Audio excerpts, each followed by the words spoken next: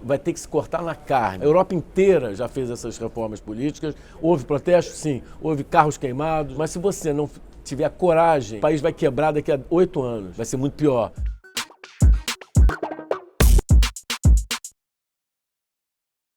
Crise política não é só no Brasil. Existe uma crise da democracia, inclusive, no mundo. A democracia está desprestigiada, porque grandes avanços que a democracia prometia não chegaram em vários países do mundo. Dos anos 70, que a gente achava que estava caminhando para uma democracia, para a igualdade, para a melhor distribuição de renda, para a liberdade de imprensa, não foi bem assim.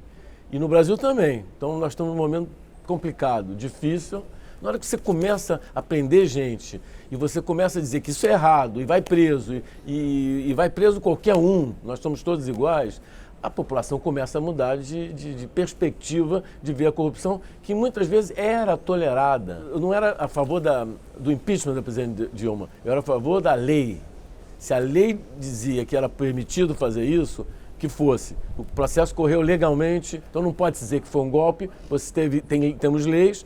Você pode dizer que foi político, foi, mas foi dentro da lei. É uma pena que numa democracia tão jovem como a nossa, a gente tenha tido 2 impeachments para presidente, né? Por isso que eu falo sempre que o sistema parlamentarista, você troca de governo sem essa ruptura, sem essa crise que para o país, para a economia. Nós estamos num caos, que é um presidencialismo de coalizão, de cooptação, mas é um sistema depravado, totalmente depravado. A máquina tem que ser mudada. Nós temos uma máquina podre. Essa máquina atrai os homens podres. A máquina atrai os políticos que vêm para a vida pública para fazer carreira, para ter aposentadoria aos 52 anos, para ter uma aposentadoria com um salário integral do último salário que recebeu. Nenhum sistema é perfeito. Nenhum sistema é perfeito. Hoje a gente luta contra os nossos governos. Nos últimos anos, nas últimas décadas, a gente elege, vota, depois a gente tem que lutar para que eles sejam honestos, para que eles não roubem. A classe política não vai largar esse osso tão fácil, qualquer um que entre.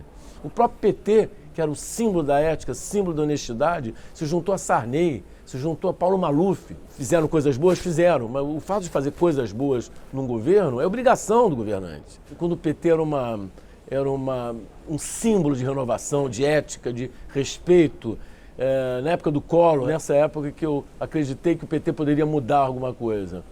A minha posição é sempre suprapartidária, mas eu, como cidadão, eu voto. Eu prefiro não dizer, mas não tenho ainda. Eu mesmo se tivesse, eu guardaria, mas está difícil. Nós temos que ter um presidente que tenha articulação no Congresso e, ao mesmo tempo, não abra as portas para o fisiologismo, para a corrupção, como todos os governos dos últimos anos têm feito, sem exceção. Vai ter que se cortar na carne, vai. Tem que ter reforma tributária, você tem que ter uma reforma da Previdência, talvez seja a mais importante delas todas. A Europa inteira já fez essas reformas políticas. Houve protestos, sim. Houve carros queimados nas ruas, houve ônibus virados. Mas se você não tiver coragem de fazer isso, o país vai quebrar daqui a 8 anos. Quebrar de não ter dinheiro para pagar a luz do hospital. Aí vai ser uma revolução. Vai ser muito pior. Aí o Brasil vai levar 50 anos para se reerguer. Eu não posso entrar na política partidária. Eu acho que eu sou muito mais útil para o país dizendo o que eu penso, mostrando que a democracia é a base do desenvolvimento de qualquer país, a liberdade de imprensa, a liberdade de debate, o respeito às ideias do teu adversário. Eu acho que a minha mensagem pelo Brasil afora, como eu faço, é muito mais útil e sempre com uma posição de respeito aos partidos. É absolutamente necessário a existência de partidos, mas a minha posição é suprapartidária, que é uma característica de membros das famílias reais constitucionais na Europa.